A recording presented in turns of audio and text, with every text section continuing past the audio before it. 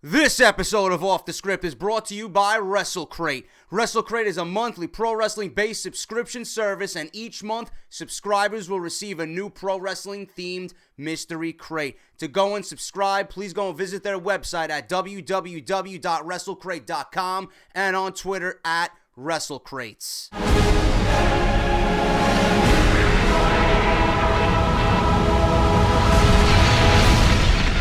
What is going on, guys? JD from New York here, and this is WWE Off The Script, episode number 65, part number 1, to start your weekends off the right way, man. I know you guys expect Off The Script every Friday, Saturday, and Sunday at 11 a.m. like I usually do, but things are going to be a little bit different for the next couple of months. I will fully explain to you after this weekend's news and rumors comes to a close, okay? You guys know the deal. If you're here, you're watching the number one source on YouTube.com when it comes to WWE news and rumors, man. The number one fucking place for all your WWE needs. You guys need to follow me all across social media. It's staring you right in the fucking face. Make sure you follow me all along social media, Twitter, Twitch, Instagram, and my official Facebook page. But enough of that. I don't have a lot of time, which I said I will definitely explain to you guys later this weekend.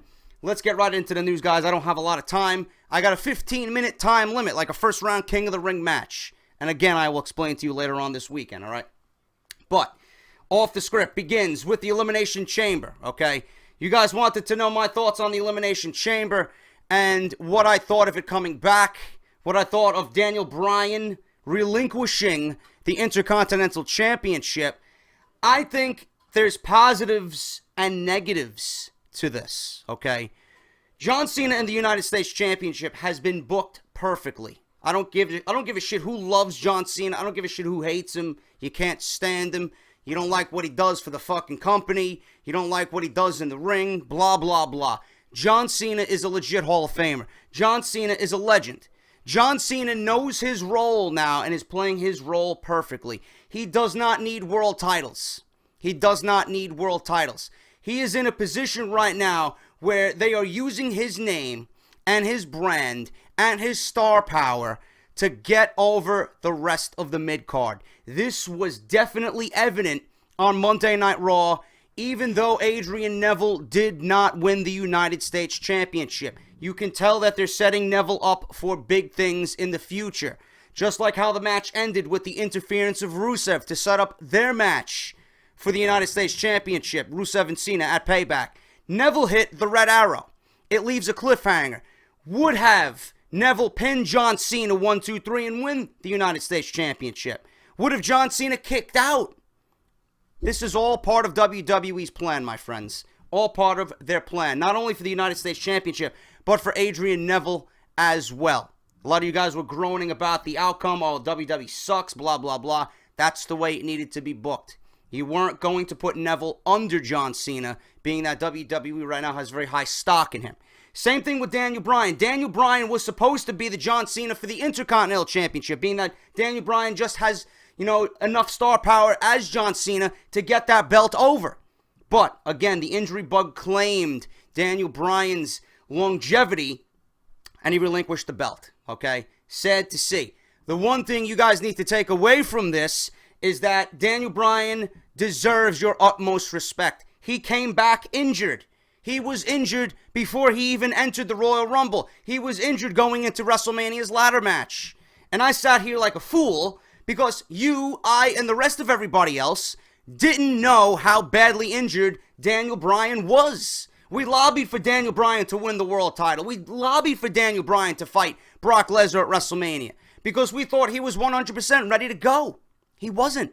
We never knew the extent of Daniel Bryan's injuries. And now we know. He gave up the Intercontinental Championship. He is no longer an active competitor on the WWE roster right now until he's 100%. Doctors don't even know when he will be back in the ring. Doctors don't even know if he will be 100%. They just don't know. So, Daniel Bryan had to give up the belt. They had plans, WWE did, for John Cena and Daniel Bryan to go one-on-one at SummerSlam in a one-on-one collision. The two mid-card titles that they were going to be spending months building up, just coming to a fucking full volcanic eruption at SummerSlam, which would have been fantastic. Because the last time John Cena and Daniel Bryan met in the ring, it was phenomenal. I'm sad to see this happen. But Daniel Bryan, by holding the Intercontinental Championship, gave that belt meaning. It gave that belt prestige because of who Daniel Bryan is. John Cena is doing the same thing with the United States Championship. So what better way to determine a fighting champion than to put that belt on the line in the Elimination Chamber? What better way to add prestige and just an overall sense of, I want this, than to have that belt contested over in the Elimination Chamber? That's the way it's going to go. And that's the way it's going to be. Do I like that the Elimination Chamber is coming back? Yes, I love the Chamber. It's probably my favorite match out of all WWE matches right now because of its brutality, its unpredictability, and just the overall environment. Do I think this is also a negative thing for WWE? Yes, because they fucked up with the King of the Ring already by announcing it just like that. Now they're doing the same thing with the Elimination Chamber. The only reason why they're bringing the Elimination Chamber back is for WWE Network subscribers. WWE knows that the subscriber numbers are going down after WrestleMania. They're trying their very best to keep those people who subscribed to the network and giving them things that, wow, I didn't expect this.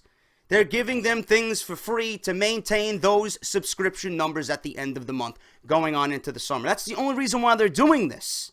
The only reason why they're doing this, man. Monetary reasons. You, I, and the rest of everybody else who watches WWE as a fan, we're getting product that is just rushed out with no thought behind it. If I was in the WWE creative team, or on the WWE creative team, how would these guys get into the Elimination Chamber? You're going to pick someone out of a hat?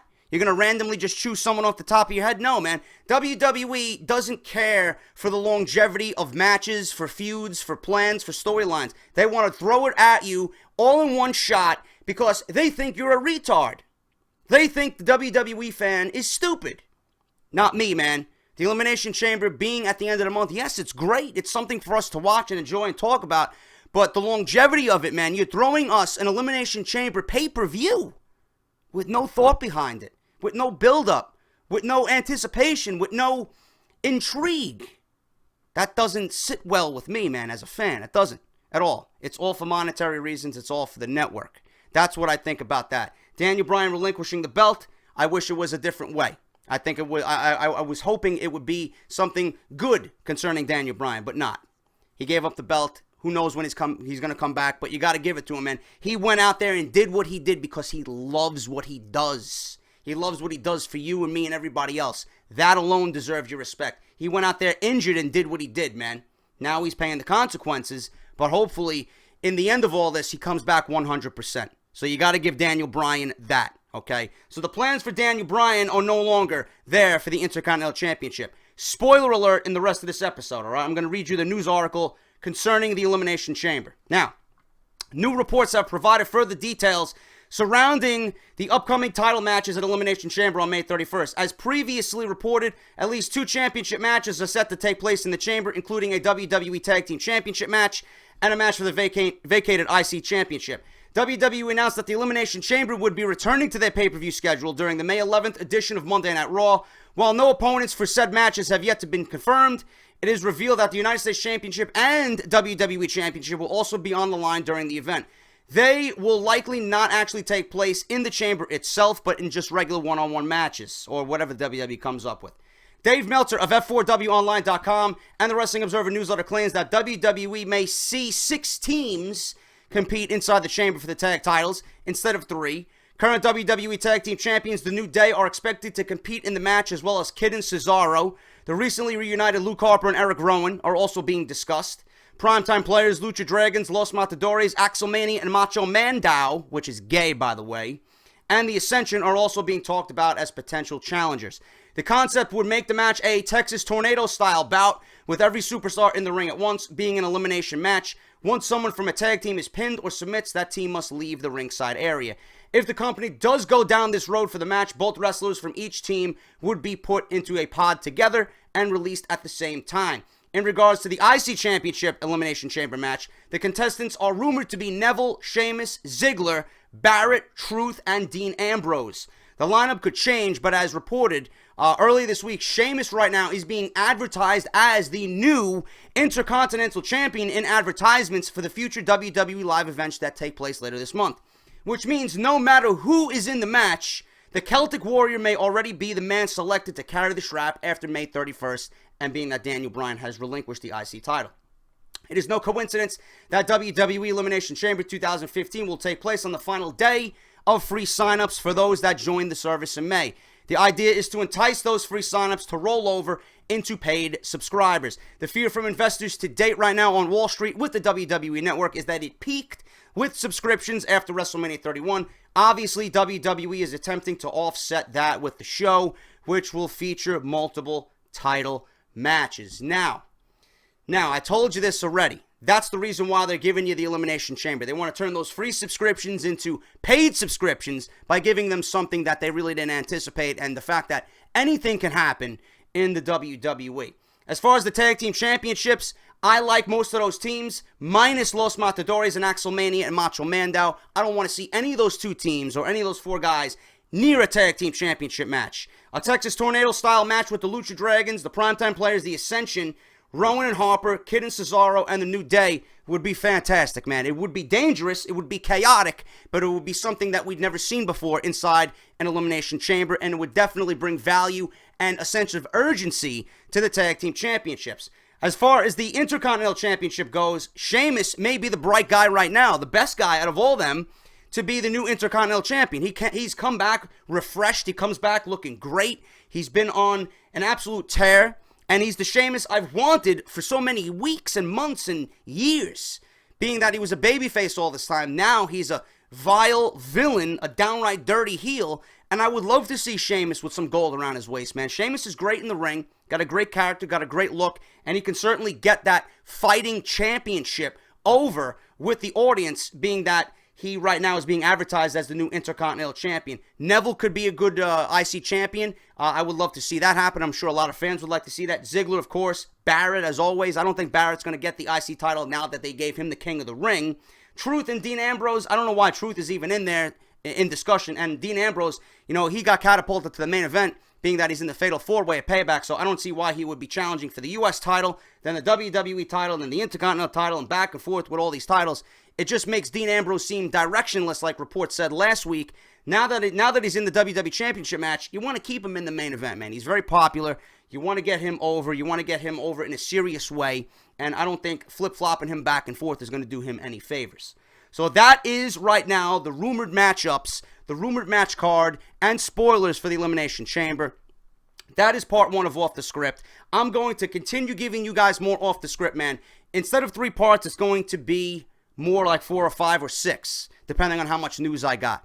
I will let you guys know what's going on because of my channel situation. It's really coming to a head right now. But join me in part 2 where I talk about a possible Shield reunion. Yes, Ambrose, Rollins, and Reigns. Possible Shield reunited. Going to be fucking epic, man. Join me in part 2. Thank you for watching. If you enjoyed, hit that thumbs up. And I'll see you guys on part 2 for Off the Script this weekend, number 65. I'll talk to you guys later.